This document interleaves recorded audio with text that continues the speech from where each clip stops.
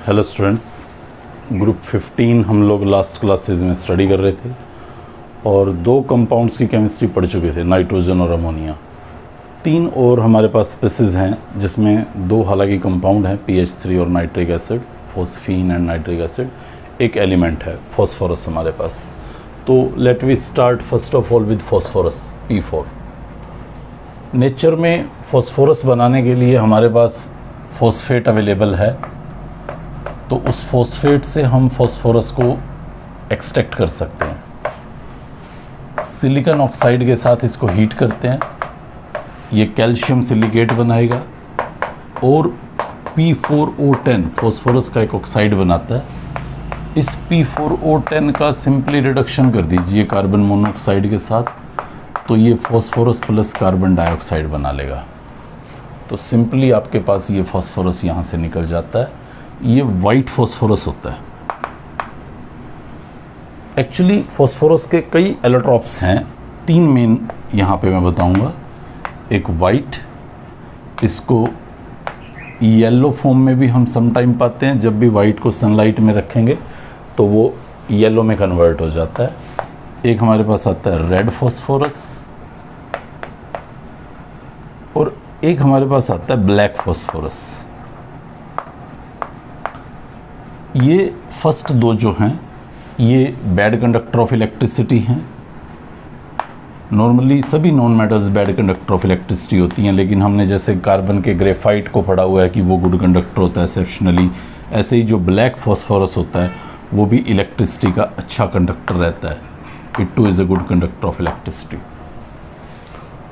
तो ये हमारे पास जो वाइट फॉस्फोरस बनता है ये बहुत ही रिएक्टिव होता है as compare to the black phosphorus और रेड फॉस्फोरस। शक्ल देखते हैं इसकी कैसा होता है। ये फॉस्फोरस P4, ये टेट्राहेड्रली ऐसे P4 एग्जिस्ट करता है, जिसमें ये जो एंगल्स हैं PPP एंगल वो टेट्राहेड्रल से बहुत दूर 60 डिग्री के आसपास होते हैं। टेट्राहेड्रल में 109 डिग्री होता है, तो यहाँ पे 60 डिग्री एंगल होता है। और उस 60 डिग्री एंगल होने से, सी हियर, उसको होना ऐसे चाहिए था एंगल्स को, लेकिन वो ऐसे एग्जिस्ट कर रहा है। तो जो शेयर्ड पेयर्स हैं ये दो PP के बीच में, इनके बीच में रिपल्शन की वजह से ये बहुत ही ज़्यादा रिएक्टिव हो जाता है। नाइट्रोजन की तरह से ऐसे एग्जिस्ट नहीं कर पाता, क्योंकि किसी तरह की p-pi बॉन्डिंग फास्फोरस के अंदर पॉसिबल नहीं होती है। हाँ, p-pi पॉसिबल है। अगर मैं कुछ कंपाउंड्स आपको फास्फोरस के दिखाऊं तो वहाँ आपको पाई बॉन्ड दिखता है। जैसे ये जो आप बॉन्ड देखते हैं पाई बॉन्ड, ये एक्चुअली p-pi बॉन्ड होता है। तो p-pi बॉन्ड के लिए कोई प्रॉब्लम नहीं होती, बट p-pi की प्रॉब्लम रहती है कि इसका 3p इसके 3p से ओवरलैप नहीं कर सकता, लेकिन इसका 3p इसके 2p से, या इसका 3d इसके 2p से इफेक्टिव ओवरलैप कर सकता है, रिजल्टिंग p-pi बॉन्ड बनने में किसी तरह की कोई परेशानी नहीं होती। ये फॉस्फोरस बहुत ही रिएक्टिव P4, रेड फॉस्फोरस अगर मैं देखूं तो वो इससे कुछ डिफरेंट है। ये वाइट का स्ट्रक्चर दिखाया है। अगर वाइट फॉस्फोरस दिखाऊं मैं आपको तो मॉलिक्यूल तो खैर उसका भी ऐसा ही होना है, मॉलिक्यूल में कोई डिफरेंस नहीं है, बट इंटरमॉलिक्यूलर फोर्सेस में डिफरेंस है। ये हमारे पास एक और फॉस्फोरस का मॉलिक्यूल है, ये हमारे पास एक और फॉस्फोरस का मॉलिक्यूल है। इन मॉलिक्यूल्स में अगर वीक वंडरवाल फोर्सेस एग्जिस्ट करते हैं तो ये वाइट फॉस्फोरस की निशानी है। लेकिन अगर यहाँ पे इस तरह से एक लीनियर चेन बन जाए कोवेलेंट बॉन्डिंग से P4 के मॉलिक्यूल्स में, मींस वीक वंडरवॉल फोर्स ना होके स्ट्रॉन्ग कोवेलेंट चेन बन जाए, तो ये रेड फॉस्फोरस है। इसीलिए वाइट फॉस्फोरस बहुत ज़्यादा रिएक्टिव होता है, वैक्सी सा होता है, गर्लिक लाइक स्मेल होती है। जबकि रेड फॉस्फोरस को देखोगे तो वो थोड़ा सा हार्ड सॉलिड आपको एग्जिस्ट करता दिखाई देगा। ये कोवेलेंट लिंकेज, एक लीनियर चेन इसकी बनाती है फॉस्फोरस की, जिसकी वजह से ये कम रिएक्टिव रहेगा। अगर मैं ब्लैक फॉस्फोरस की बात करूं तो ब्लैक फॉस्फोरस में कुछ इस तरह से रिंग्स बने नजर आएंगे, जिसमें हर एक P फर्दर 3 पीस के साथ कनेक्टेड होता है और जस्ट रिंग लाइक फॉर्मेशंस आपको दिखाई देंगे। ये इस तरह का ब्लैक फॉस्फोरस का एक स्ट्रक्चर हम लोग प्रेडिक्ट करते हैं, जिसमें हर एक फॉस्फोरस 3 फॉस्फोरस के साथ लिंक्ड रहता है और वो अच्छा कंडक्टर रहता है। जब भी वाइट या ब्लैक फॉस्फोरस को बहुत हाई प्रेशर पे हम पुट करेंगे तो ये ब्लैक में कन्वर्ट होता है, रेड या वाइट, दोनों से आप इसको प्रिपेयर कर सकते हैं, रेड फॉस्फोरस से भी और वाइट फॉस्फोरस से। High pressure approximate 12,000 atmospheric pressure के आसपास ये ब्लैक फॉस्फोरस में कन्वर्टिबल है। रिएक्टिविटी की बात अगर की जाए तो फॉस्फोरस, हालांकि ब्लैक फॉस्फोरस इतना रिएक्टिव नहीं है बट स्टिल कुछ हद तक रिएक्शंस दिखा सकता है। हम लोग जनरली वाइट फॉस्फोरस की रिएक्शंस देख रहे हैं, ब्लैक भी दिखाता है बट थोड़ा मुश्किल से दिखाता है। अगर मैं इसको लिमिटेड क्लोरीन प्रोवाइड करूं तो ये PCl3 में कन्वर्ट हो जाएगा, बट अगर मैं इसको एक्सेस क्लोरीन प्रोवाइड करता हूं तो ये PCl5 में कन्वर्ट हो जाएगा। Same is the case with oxygen. अगर मैं इस फॉस्फोरस को लिमिटेड ऑक्सीजन दूं तो ये P4O6 में कन्वर्ट होगा, और अगर मैं इसको एक्सेस ऑक्सीजन प्रोवाइड करता हूं तो ये P4O10 में कन्वर्ट होगा। मेटल्स के साथ कुछ इसके रिएक्शंस देखें, लाइक सोडियम के साथ, कैल्शियम के साथ, तो ये क्वाइट ईजिली रिएक्शन कर सकता है वहाँ पे। जैसे सोडियम का फॉस्फोरस के साथ मैं रिएक्शन देखूं तो ये मुझे Na3P, या मैग्नीशियम का फॉस्फोरस के साथ रिएक्शन देखूं मैं तो ये Mg3P2 फोस्फाइड, ये फोस्फाइड्स का फॉर्मेशन करते हैं। जैसे ऑक्सीजन के ऑक्साइड होते हैं ऐसे ही फॉस्फोरस के फोस्फाइड होते हैं, और ये सभी फोस्फाइड वाटर ऐड किए जाने पर फोस्फीन गैस रिलीज करते हैं, PH3, जो हमारा नेक्स्ट टॉपिक है। तो ये भी यहाँ पे PH3 फॉस्फीन गैस को रिलीज़ करता है। साथ में कुछ बेस रिलीज़ होगा लाइक मैग्नीशियम हाइड्रोक्साइड, या यहाँ पे आप देखेंगे तो सोडियम हाइड्रोक्साइड लिबरेट होता दिखाई देगा आपको। तो इस तरह से सोडियम, मैग्नीशियम जैसी मेटल्स के साथ भी फॉस्फोरस रिएक्शंस कर सकता है। वाइट फॉस्फोरस को 550 के आसपास टेम्परेचर रख के अगर हम CO2 के एटमॉस्फेयर में गर्म करें तो ये रेड में कन्वर्ट हो जाता है। और ब्लैक फॉस्फोरस की जहाँ तक बात थी तो ब्लैक फॉस्फोरस में आपको बताया मैंने, दोनों में हालांकि थोड़ा सा डिफरेंस रहता है। वाइट फॉस्फोरस में बहुत high pressure 4000 to 12000 atmospheric pressure की प्रेजेंस में इसको जब हीट किया जाएगा तो ये ब्लैक में कन्वर्ट होता है, और रेड फॉस्फोरस में 850 केल्विन पे अगर हम इसको हीट करेंगे एक सील्ड ट्यूब में तो ये ब्लैक फॉस्फोरस में कन्वर्ट होगा। ये दो एलोट्रॉप्स की कन्वर्जन की रिएक्शंस भी आप थोड़ी सी नोटिस कर सकते हैं। रेड फॉस्फोरस से बनने वाले फॉस्फोरस को अल्फ़ा ब्लैक फॉस्फोरस कहते हैं। ये जो बनाएगा ये अल्फ़ा ब्लैक फॉस्फोरस बनाएगा, और वाइट से बनने वाले को बीटा ब्लैक फॉस्फोरस कहते हैं। हालांकि क्रैमिंग भरा टॉपिक है ये, बट स्टिल आपको थोड़ा बहुत जितना मैंने मिनिमम बताया है वो सब याद रखना है। फॉस्फोरस की एक, स्पेशली वाइट की बता रहा हूँ, एक स्पेशल रिएक्शन है जिसको आप याद रखिए कि वाइट फॉस्फोरस NaOH की प्रेजेंस में, या KOH भी ले सकते हो, मतलब बेसिक मीडियम के अंदर फॉस्फीन गैस रिलीज करता है PH3। ब्लैक या रेड फॉस्फोरस ये रिएक्शन शो नहीं करते हैं। तो स्पेशली वाइट फॉस्फोरस पे फोकस कीजिएगा। ये PH3 बनाएगा, साथ में एक NaH2PO2 सोडियम मेटाफॉस्फेट, आपके पास एक साइड प्रोडक्ट रिलीज होगा, ये आपके पास फॉस्फीन गैस बन गया। तो हम लोग अब सीधा शिफ्ट कर जाते हैं इस फॉस्फीन पे। तो बनाने की टेक्निक्स हमारे सामने आ चुकी हैं, तो मुझे नई बातें नहीं करनी होंगी। एक तो यही हो जाएगा वाइट फॉस्फोरस से फॉस्फीन कैसे बनाया जाता है, एक पीछे बता गया हूँ, मेटल्स के फॉस्फाइड, सोडियम या मैग्नीशियम के फॉस्फाइड वो वाटर में एडिशन करने पे फॉस्फीन गैस रिलीज़ कर रहे थे। तो ये 2 रिएक्शंस आप अच्छे से याद रख सकते हैं। PH3 पिरामिडल शेप का स्ट्रक्चर रहता है, जस्ट लाइक अमोनिया। हाँ, अमोनिया और PH3 में काफ़ी डिफरेंस है स्ट्रक्चर ज्योमेट्री के पॉइंट ऑफ व्यू से अगर मैं बात करूँ तो। So let me elaborate here. अगर मैं अमोनिया को देखूँ तो अमोनिया को मैं ऐसा दिखाता था, लाइक दिस पिरामिडल, जहाँ पे ये एंगल्स 107 डिग्री आते थे और ये पिरामिडल स्ट्रक्चर रहता था अमोनिया का NH3। बट अगर आप PH3 को देखेंगे तो शक्ल तो उसकी भी पिरामिडल ही बनेगी, but the angles are not exactly like this. वो कुछ 90 के आसपास हैं, 92 पॉइंट समथिंग मिलेंगे आपको। और जो लोन पेयर होता है उसको मैं ऐसा बोलता हूँ कि वो एक अनहाइब्रिडाइज्ड s ऑर्बिटल में पड़ा है, वो हाइब्रिडाइजेशन में पार्टिसिपेट नहीं करते। ये कुछ ड्रैगो मॉलिक्यूल्स जो थे, वो ड्रैगो मॉलिक्यूल्स हाइब्रिडाइजेशन में किसी तरह का कोई इन्वॉल्वमेंट नहीं दिखाते थे। PH3 भी वैसा ही था, लोन पेयर इसका S में पड़ा रहता था। हम लोग ऑलरेडी बॉन्ड एंगल के दौरान ये बात पढ़ के आए हैं। तो ये PH3, बट शेप वैसा ही बनेगा, पिरामिडल शेप। ये बात आपको डिटेल में मैंने वहाँ बताई भी थी। आप 3 बॉन्ड्स को 90 डिग्री पे जब रखते हैं तो स्पेस के अंदर वो पिरामिडल ही लुक अपीयर होगा उनका, तो शेप को लेके कोई इश्यूज़ नहीं रहेंगे।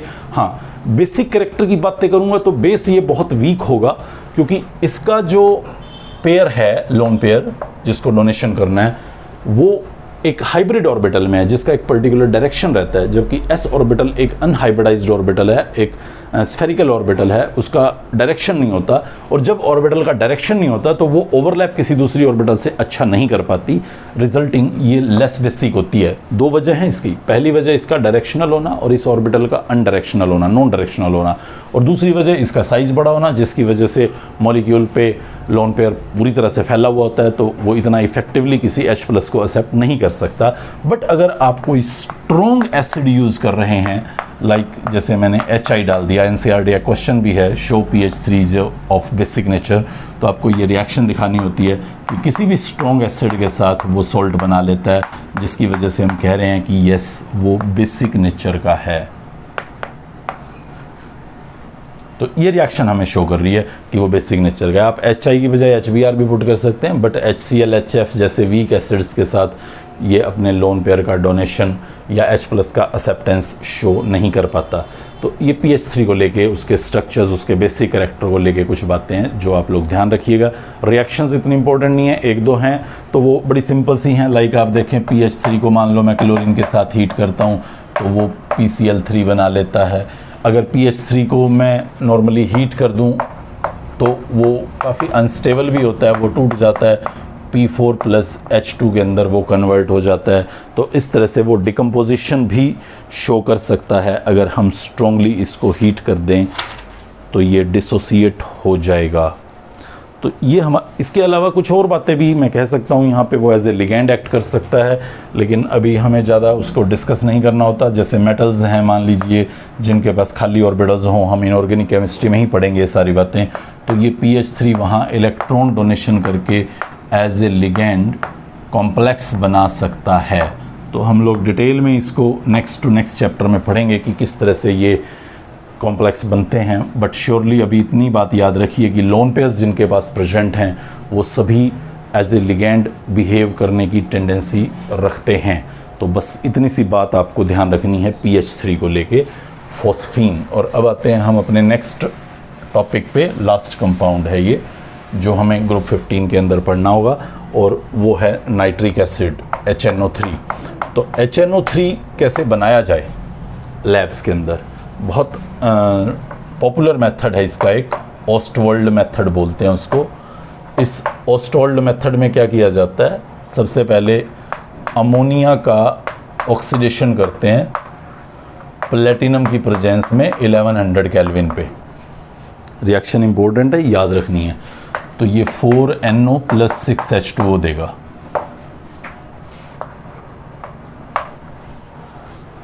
उसके बाद इस NO का ऑक्सीडेशन कर देते हैं, ये NO2 में बदल जाता है। फिर इस NO2 को वाटर देते हैं तो ये HNO3 में बदल जाएगा। अगर आप चाहें तो आप NaNO3 को HCl के साथ रिएक्ट करवा के भी HNO3 बना सकते हैं। ये सब इसकी प्रिपरेशंस की रिएक्शन है। ये इंडस्ट्रियल मेथड है और ये लेबोरेटरी टेक्निक है। दोनों टेक्निक्स में अंतर समझिए आप। जो इंडस्ट्रियल मेथड होता है उसमें हम चीप मेथड्स यूज़ करते हैं, मीन्स जिससे हमें बनने वाला प्रोडक्ट सस्ता पड़े, जबकि लेबोरेटरी मेथड्स के अंदर हम फास्ट प्रोडक्शन की उम्मीद करते हैं ताकि जो हमारी रिएक्शन है वो ज़्यादा आसानी से ज़्यादा जल्दी कंप्लीट हो जाए। तो ये हमारे पास नाइट्रिक एसिड के प्रिपरेशन के दो इम्पोर्टेंट रिएक्शंस थे जो आप ध्यान रखें। उसके बाद हमारे पास इसकी कुछ प्रॉपर्टीज़ की बात करूं तो वैसे तो ये ट्रांसपेरेंट होता है, कलरलेस लिक्विड रहता है, लेकिन समटाइम हमें येलो स्टेन दिखाई देता है उसके अंदर। एक्चुअली ये ऑक्साइड्स उसके बन जाते हैं सनलाइट की प्रेजेंस में, और वो ऑक्साइड्स डिजोल्व फॉर्म में वहाँ जब प्रेजेंट होंगे तो वो आपको येलो स्टेन दिखाई देता है। इस नाइट्रिक एसिड की अगर मैं स्ट्रक्चर की बात करूं तो ये ऐसा हमारे पास एक स्ट्रक्चर रहेगा लाइक दिस, जिसमें ये वाला नाइट्रोजन sp2 हाइब्रिडाइज्ड रहता है, प्लेनर स्ट्रक्चर है, और ये एक कोऑर्डिनेट बॉन्ड बनाए हुए है इस ऑक्सीजन के साथ। तो ये नाइट्रिक एसिड रहता है, जिसमें ये वाला जो H है एक ऑक्सी एसिड कह सकते हैं आप इसको, नाइट्रोजन का रादर ऑक्सी एसिड ही है ये। तो ये इस H+ को छोड़ सकता है, जिसकी वजह से ये बहुत ही अच्छा एसिड है, बहुत स्ट्रॉन्ग एसिड्स की कैटेगरी में आता है। मोरओवर आप यहाँ पे देखें तो नाइट्रोजन के ऊपर +5 ऑक्सीडेशन स्टेट है, मतलब ये अपनी ऑक्सीडेशन स्टेट्स को घटा के कुछ +3 +2 कर सकता है। तो इसका मतलब ये एक अच्छा ऑक्सीडाइजिंग एजेंट भी एक्ट करता है। तो दो कैरेक्टर्स हमें इसके स्ट्रक्चर को देख के पता चल रहे हैं। एक दिखाई दे रहा है इसका ऑक्सीडाइजिंग एजेंट कैरेक्टर, बहुत ही खूबसूरत ऑक्सीडाइजिंग एजेंट है ये, बहुत ही बढ़िया रिएक्शंस में ऑक्सीडेशंस करता है। और एक आपको दिखाई दे रहा है इसका acidic nature, complete strong acids की कैटेगरी में डाला गया है, काफ़ी हद तक कंप्लीट डिसोसिएट हो जाता है ये बेस के साथ। तो एसिडिक नेचर इसका आप समझ सकते हैं। तो अगर मैं एसिडिक नेचर और ऑक्सीडाइजिंग एजेंट्स को स्टडी करूं यहाँ सबसे पहले, तो एसिडिक नेचर को देखते हैं कि कैसे मैं इसको कह रहा हूँ कि ये एसिडिक होगा। तो मुझे उसे कुछ बेसिस के साथ डालना होगा। लाइक मैं सबसे पहले वाटर के साथ उसको ट्रीट करता हूँ। तो वाटर के साथ जब मैं HNO3 को डालता हूँ तो वाटर अपने ऑक्सीजन के लोन पेयर से इसके H को लेके हाइड्रोनियम बना लेगा और NO3 नेगेटिव बना लेगा। तो ये काम एसिड ही कर सकता था, H+ छोड़ना, उसने छोड़ दिया, तो हाइड्रोनियम आयन बन गया आपके पास। वहीं अगर मान लीजिए मैं कोई बेस लेता हूँ, सपोज़ कीजिए सोडियम हाइड्रोक्साइड डाल देता हूँ और वही नाइट्रिक एसिड डालता हूँ, तो OH नेगेटिव इसके H+ को लेगा, यानी कि वाटर बनाएगा, और NaNO3 एक साल्ट फॉर्मेशन करेगा। तो ये भी रिएक्शन आप देख सकते हैं जो हमें क्लियरली सजेस्ट करेगी कि नाइट्रिक एसिड एक एसिडिक बिहेवियर शो करने वाली स्पीसीज है। उसके बाद अगर हम इसके ऑक्सीडाइजिंग एजेंट कैरेक्टर की बात करें तो ये बहुत ही पावरफुल, बहुत ही बढ़िया ऑक्सीडाइजिंग एजेंट रहता है। ये बहुत इंपॉर्टेंट पॉइंट रहेगा। ऑक्सीडाइजिंग एजेंट हम लोग ऑलरेडी देख चुके हैं कि वो +5 फॉर्म में अपनी ऑक्सीडेशन स्टेट लिए हुए है, तो उसको घटाने की टेंडेंसी रखेगा, तो रिजल्टिंग वो ऑक्सीडाइजिंग एजेंट की तरह से एक्ट करेगा। सबसे पहले तो हालांकि अगर आप बुक में जाके देखेंगे तो नाइट्रिक एसिड की आपको ढेरों रिएक्शंस दिखाई दे जाएंगी और आप कुछ हद तक इरिटेट भी हो जाएंगे, ये क्या है, कभी किसी के साथ कुछ दिखा रहा है, किसी के साथ कुछ दिखा रहा है। तो इसको बेसिकली समझने की कोशिश कीजिए और फिर उन रिएक्शंस को देखिए कि क्या वो वैसा ही शो कर रही हैं। दो रिएक्शंस पे फोकस कीजिए आप। सबसे पहले नाइट्रिक एसिड को, कौन सा नाइट्रिक एसिड, डाइल्यूट, अगर हम यूज़ करते हैं एज एन ऑक्सीडाइजिंग एजेंट तो वो water plus NO plus nascent oxygen देता है। जबकि अगर आप कंसंट्रेटेड नाइट्रिक एसिड लेते हैं तो वो हमें water plus NO2 plus nascent oxygen देता है।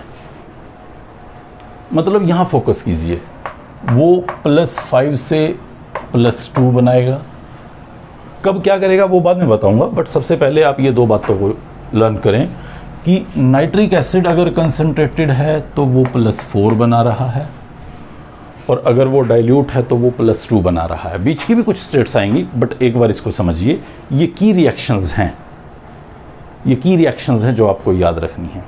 ये इतना अच्छा ऑक्सीडाइजिंग एजेंट है कि ये नॉन मेटल्स को, कंपाउंड्स को, मेटल्स को और इवन जो बहुत ही ढीठ नोबल मेटल्स हैं उनको भी कुछ हद तक ऑक्सीडाइज करवाने की टेंडेंसी रखता है। तो हम वन बाय वन इन सब के बारे में बात करेंगे। तो मैं शुरुआत करूंगा यहाँ नॉन मेटल्स के साथ।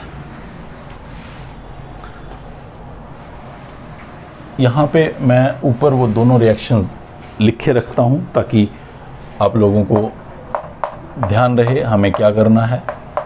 Water plus NO plus nascent oxygen, ये हमने डाइल्यूट HNO3 के अंदर किया था, और वहीं कंसंट्रेटेड HNO3 के अंदर हमने water plus NO2 plus nascent oxygen निकाला था। ये नेसेंट ऑक्सीजन एक्चुअली ऑक्सीडेशन करेगा। अगर मैं नॉन मेटल्स लूं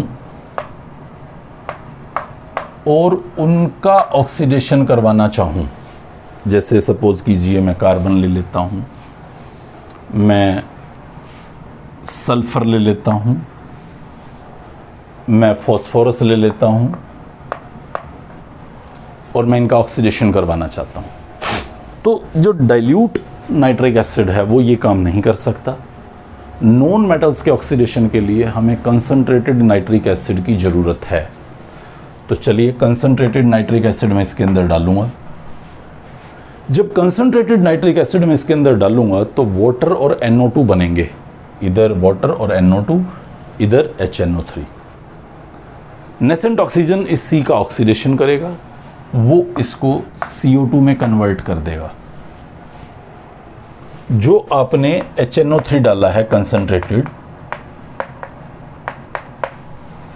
उसका इधर वाटर प्लस NO2 बन जाएगा। इधर आ जाइए, सल्फर, सल्फर का ऑक्सीडेशन करना है मुझे। ये सल्फर डाइऑक्साइड या सल्फर ट्राइऑक्साइड कुछ भी दिखा दीजिए आप। HNO3 जब आप इसके अंदर डालते हैं तो इसका क्या बनेगा, वाटर बनेगा, NO2 बनेगा। SO2 का भी ऑक्सीडेशन कर सकता है ये। फाइनली SO2 का ऑक्सीडेशन होगा तो SO3 बन जाएगा। SO3 एक एसिडिक ऑक्साइड है, इस वाटर के साथ रिएक्शन करेगा, साथ में बना देगा H2SO3 मिलके। मतलब आप SO3 प्लस वाटर लिख देते हैं तो भी ठीक है, आप H2SO3 लिख देते हैं तो भी ये उतना ही ठीक रहेगा। फॉस्फोरस के साथ फॉस्फोरिक एसिड बन जाएगा। सही, यही कहानी बिल्कुल एज इट इज़। फॉस्फोरस का ऑक्सीडेशन करके P2O5 बनाएगा। P2O5 एसिडिक ऑक्साइड होता है, वाटर के साथ रिएक्शन करके अपना एसिड बनाएगा, ये H3PO4 में कन्वर्ट हो जाएगा। तो इस तरह से नॉन मेटल्स का ऑक्सीडेशन हम ऑब्जर्व कर सकते हैं कि कैसे नाइट्रिक एसिड, जो कि एक काफ़ी पावरफुल ऑक्सीडाइजिंग एजेंट था, वो नॉन मेटल्स का ऑक्सीडेशन कर पा रहा है। कुछ कंपाउंड्स को देखते हैं कि कंपाउंड्स का ऑक्सीडेशन कैसे करता होगा। H2S ले लेता हूं एक कंपाउंड, फेरस सल्फेट ले लेता हूं एक कंपाउंड, पोटेशियम आयोडाइड ले लेता हूं एक कंपाउंड। अब देखता हूं क्या होगा। मान लीजिए अब यहां कोई इशू नहीं है कि डाइल्यूट नाइट्रिक एसिड नहीं कर सकता और कंसंट्रेटेड करेगा, दोनों कर सकते हैं। अगर आप इसके अंदर डाइल्यूट नाइट्रिक एसिड डाल रहे हैं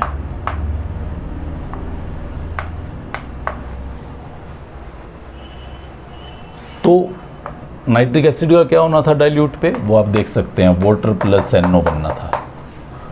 और H2S का क्या होना है, सल्फर बना दीजिए। -2 था, -2 से ये 0 में कन्वर्ट हो गया, ऑक्सीडेशन हो गया। हम समटाइम्स ये जानना चाहते हैं कि क्या सल्फ़र का फर्दर ऑक्सीडेशन नहीं हो सकता। हम पढ़ते तो हैं कि सल्फ़र का +4 भी बन सकता है और +6 भी बन सकता है। तो मैं कहूँगा कि हाँ, ये फिर रिडक्शन या ऑक्सीडेशन पोटेंशियल वैल्यूज़ देखनी पड़ती हैं सभी की, तो उसके बाद हम लोग डिसाइड करते हैं। तो ज़्यादातर हम जो नियरेस्ट अप्रोचेबल ऑक्सीडेशन स्टेट है आफ्टर ऑक्सीडेशन, उस पर अपनी कहानी को दिखा के छोड़ देते हैं। अगर ज़रूरी हुआ तो फिर क्रैमिंग ही करना पड़ता है कि कौन सा प्रोडक्ट कौन सी सिचुएशन पे बनेगा, बट जनरली आप ऐसा इसको यूज़ कर सकते हैं। जैसे फेरस सल्फेट है, मैंने इसके अंदर सपोज़ नाइट्रिक एसिड डाल दिया, कौन सा डाला, डाइल्यूट डालूँ नहीं, अब की बार कंसनट्रेटेड डाल देता हूँ, तो फेरस का ऑक्सीडेशन होके फेरिक बनना है, Fe+2 से +3 में बदल जाएगा, ये लो फेरिक सल्फेट बन गया। नाइट्रिक एसिड कंसनट्रेटेड था, उसका क्या बनना था, तो उसका तो फिर बता ही दिया, NO2+ वाटर बनना है। ऑक्जेलिक एसिड ले लो, उसको नाइट्रिक एसिड के साथ डाल दो, CO2 में कन्वर्ट हो जाएगा। Ki ले लिया है, उसको HNO3 में डाल दो, किस में डालना है आप सोच लो, डाइल्यूट में डाल लो या कंसनट्रेटेड में डाल लो, -1 से 0 में कन्वर्ट कर दो, वैसे रिएक्शन पूरी कर देंगे। अगर आपने मान लीजिए कंसनट्रेटेड लिया है तो ये यहाँ पे NO2+ वाटर एडिशनल आ जाएगा, डाइल्यूट लेंगे तो NO+ वाटर आ जाएगा। ऑक्जेलिक एसिड में डाल के देख लो, ये ऑक्जेलिक एसिड COH ट्वाइस, इसमें आप डालिए तो वो +3 का ऑक्सीडेशन स्टेट पोजेस करता है कार्बन यहाँ पे, और ये +4 में कन्वर्ट हो जाता है। तो जैसे हम लोग सभी एलिमेंट्स की ऑक्सीडेशन स्टेट्स का हमें पता होता ही है कि ग्रुप 14 में जैसे कार्बन का हमें पता था कि वो +4 दिखाता है ज़्यादा स्टेबल, तो जहाँ भी मैं देख रहा हूँ +3 पे लेके आया, या पिछली रिएक्शंस में carbon elemental form 0 oxidation state पे लेके आया, तो उसका +4 में जाने का इंटरेस्ट था ही सही, तो इसलिए वो +4 के अंदर कन्वर्ट हो गया।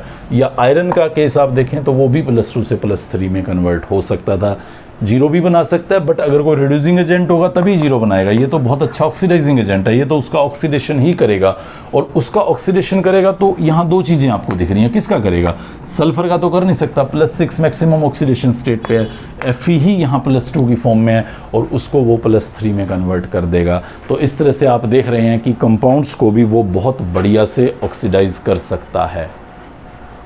और अब आती है मेटल्स की बारी, कि मेटल्स का ऑक्सीडेशन स्टेट ये कैसे करेंगे।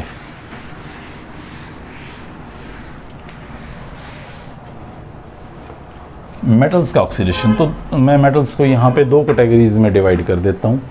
एक मेटल की कैटेगरी रख लेता हूँ जो थोड़ी कम रिएक्टिव हैं, लाइक हाइड्रोजन से रिएक्टिविटी सीरीज़ में जो नीचे आती हैं, और एक जो हाइड्रोजन से ऊपर आती हैं। तो जो रिएक्टिविटी सीरीज़ में नीचे आ रही हैं, लेस रिएक्टिव मेटल्स, जिसमें मैं कॉपर का एग्जांपल ले लेता हूँ, ये हाइड्रोजन से सीक्वेंस में नीचे आती है रिएक्टिविटी सीरीज़ के अंदर, तो क्या होगा। और एक मेटल में ऊपर वाली ले लेता हूँ, मोर रिएक्टिव, और मैं देखना चाहता हूँ कि अगर मोर रिएक्टिव लूँगा तो क्या होगा, तो जिंक ले लेता हूँ मैं, वो मोर रिएक्टिव है। तो देखिए यहाँ पे तो सिर्फ 2 ऑप्शंस हैं।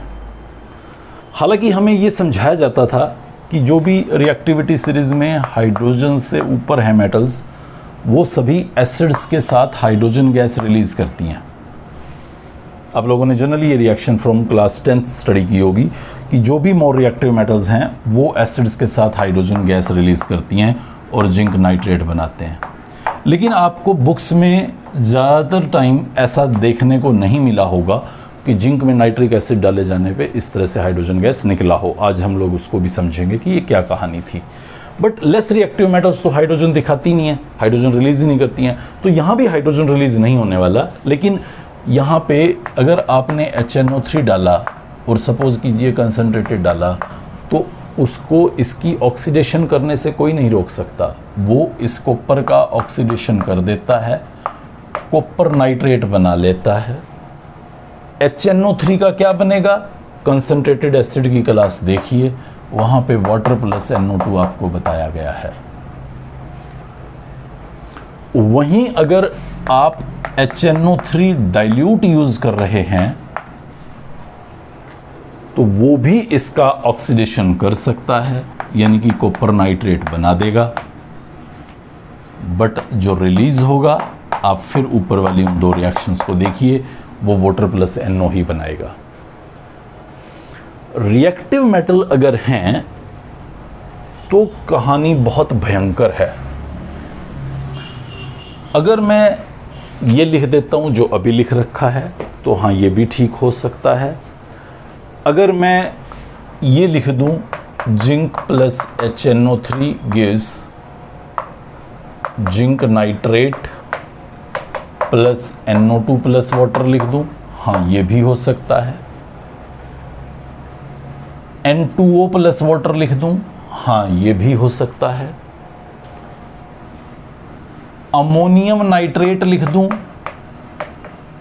तो चिंता मत कीजिए, इस अमोनियम को देखिए नाइट्रोजन -3 में हुआ है। इस नाइट्रेट पे या इस नाइट्रेट पे फोकस मत कीजिए, इस N पे फोकस कीजिए। ये जो N है +5 वाला, यही -3 में कन्वर्ट हुआ है। इधर और तो कोई N का सोर्स था नहीं। जो N आना था वो इसी N से, जो प्रोडक्ट में N आपको दिखाई दे रहे हैं, नाइट्रोजन आपको दिखाई दे रहे हैं, वो सारे के सारे यहीं से ही निकले होंगे। तो ये +5 से जो -3 बना है, ये रिडक्शन ही तो है। मतलब ये ऑक्सीडाइजिंग एजेंट ही तो एक्ट किया है इसने। जिंक का ऑक्सीडेशन कर दिया और खुद का रिडक्शन।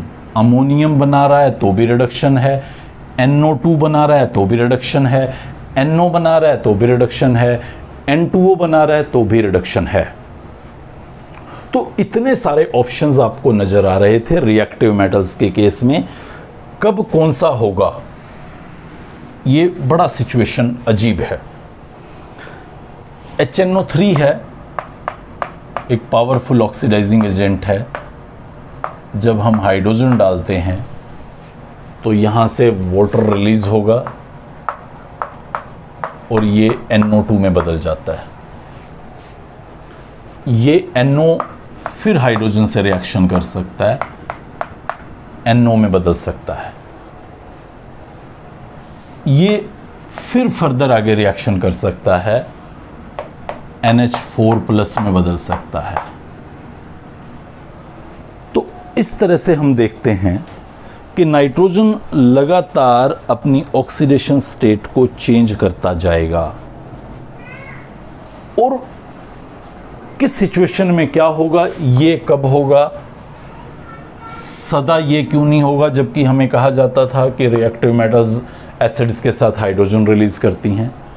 वो सब हम यहाँ पे सिचुएशन के अकॉर्डिंग लर्न करने की कोशिश करेंगे। सी हियर, ये रिएक्शन पर्टिकुलरली कब पॉसिबल होगी, जब भी आप जिंक के अंदर बहुत ही डाइल्यूट HNO3 डालें, I should say very dilute nitric acid अगर आप इसके अंदर डालेंगे, तभी ये हाइड्रोजन गैस आपको रिलीज करके दे। वेरी डाइल्यूट मतलब 1 to 2%। हुआ क्या, ये एक बर्तन था जिसके अंदर जिंक ग्रेन्यूल्स पड़े थे, बहुत थोड़ा नाइट्रेट आयन था। जिंक की टेंडेंसी इलेक्ट्रॉन लूज करने की थी, उसने इलेक्ट्रॉन्स को लॉस किया और H+ जो यहां प्रेजेंट हैं नाइट्रिक एसिड के जो H+ प्रेजेंट हैं, उन्होंने उन इलेक्ट्रॉन्स को गेन किया। अब दो सिचुएशंस हैं, या तो ये H2 की फॉर्म में लिबरेट हो जाए, जो कि मैंने यहां दिखा रखा है, या फिर ये H उस NO3 नेगेटिव से रिएक्शन कर जाए जो यहां सिस्टम में पड़ा है। क्योंकि हमने सॉल्यूशन बहुत ही डाइल्यूट लिया है, तो H का प्रोबेबिलिटी नाइट्रेट से टकराने का, रिएक्शन करने का कम है। सिर्फ 1 to 2% नाइट्रिक एसिड मैंने डाला है, रिजल्टिंग ये H2 की फॉर्म में कन्वर्ट हो जाता है और NO2 NO या जो और सीक्वेंस में दिखा रहा था उसके तरफ इस रिएक्शन के मूव करने का टेंडेंसी नहीं रहता, रिजल्ट ये H2 बन जाता है। लेकिन अगर थोड़ी सी भी कंसंट्रेशन ज़्यादा कर दूंगा 1-2% से, तो उस टाइम पे इसका H2 बनने का टेंडेंसी कम हो जाएगा, क्योंकि H की प्रोबेबिलिटी NO3 नेगेटिव के साथ रिएक्ट करने की बढ़ जाएगी, रिजल्टिंग वो NO2 NO N2O अमोनियम जैसे कुछ प्रोडक्ट्स की तरफ अपना रास्ता बदल लेगा। मींस हाइड्रोजन गैस फिर नहीं निकलेगी।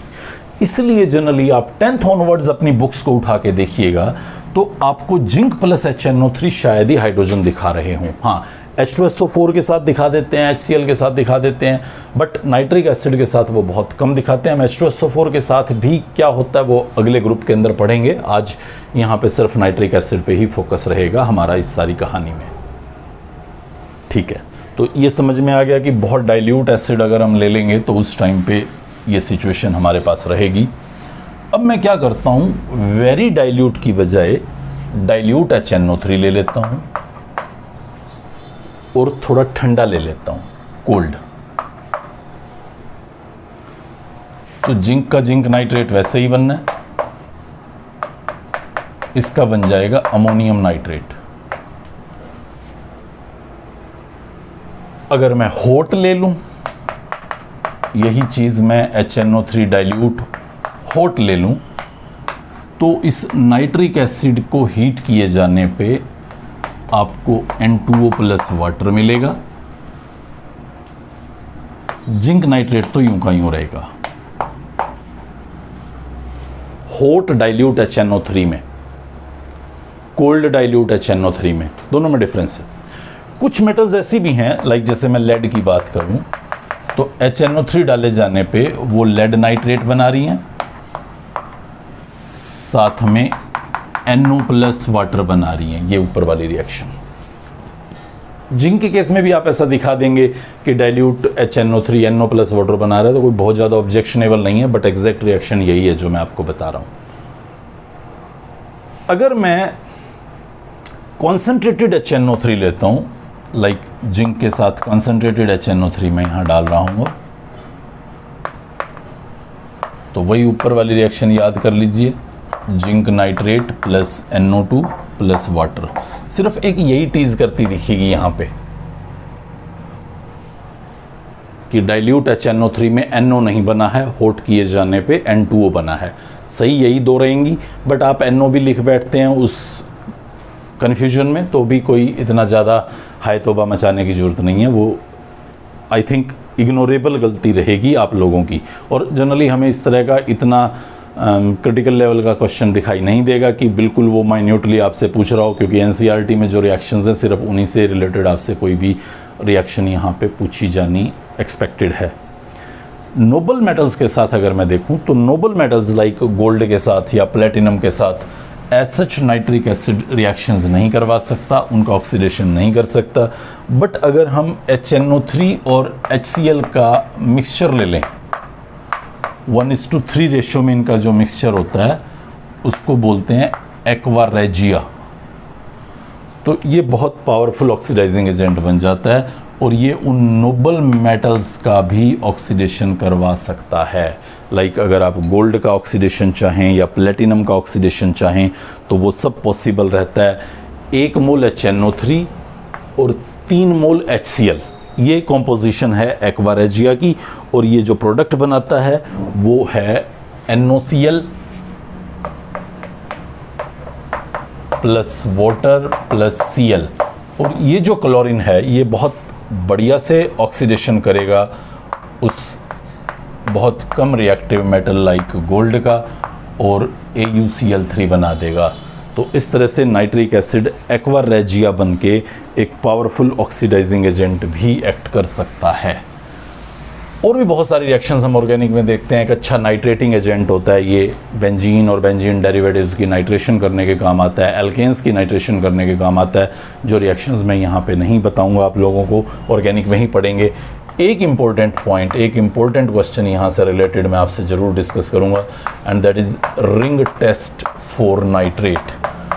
मान लीजिए आपको किसी सैंपल में डाउट है कि नाइट्रेट आयंस हो सकते हैं, तो हम कैसे डिटेक्ट करें कि यस इसके अंदर नाइट्रेट आयंस प्रेजेंट हैं। तो उस उस पर्टिकुलर टेस्ट को जिसमें हम डिटेक्ट करते हैं, पता करते हैं कि इसमें क्या वास्तव में नाइट्रेट आयंस प्रेजेंट हैं, उसको बोला गया है ring test for nitrate ion. एक सैंपल है हमारे पास, नाइट्रेट आयंस यहाँ पे प्रेजेंट हैं और हमें डिटेक्ट करना है कि हाँ रियली यहाँ पे वो प्रेजेंट हैं या नहीं हैं। तो हम यहाँ पे फ्रेश फेरस सल्फेट ऐड करते हैं। ये फेरस सल्फेट अगर वहाँ नाइट्रेट आयंस प्रेजेंट हैं, NO3 आयंस प्रेजेंट हैं, तो उसके साथ रिएक्शन करेगा और ये बना लेगा Fe3 plus NO, Fe2 plus का Fe3 प्लस बन गया। ये पहले स्टेप में रिएक्शन हुआ, जैसे ही आपने पिंच ऑफ फेरस सल्फेट यहाँ पे ऐड किया। इसके बाद हम क्या करेंगे, यहाँ पे इसकी वोल के साथ H2SO4 डालना शुरू करते हैं, सल्फ्यूरिक एसिड।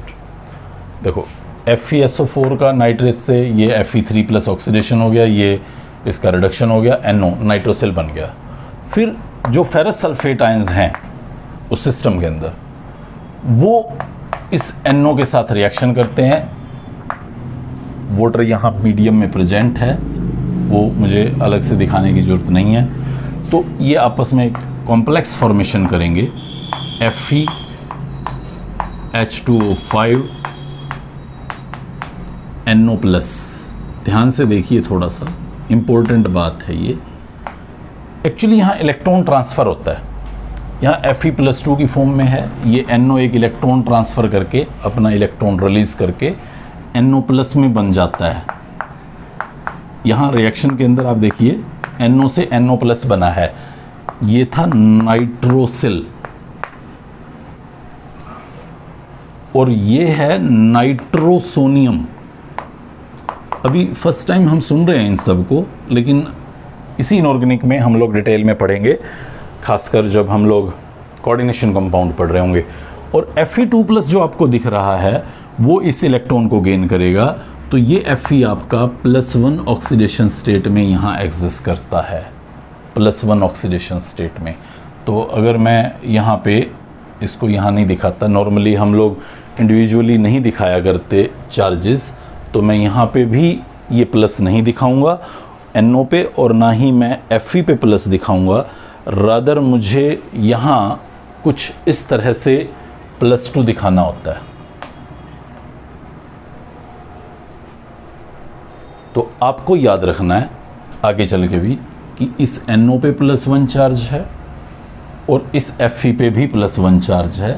टोटल पूरे कॉम्प्लेक्स पे 2 प्लस चार्ज है। वाटर तो न्यूट्रल होता है।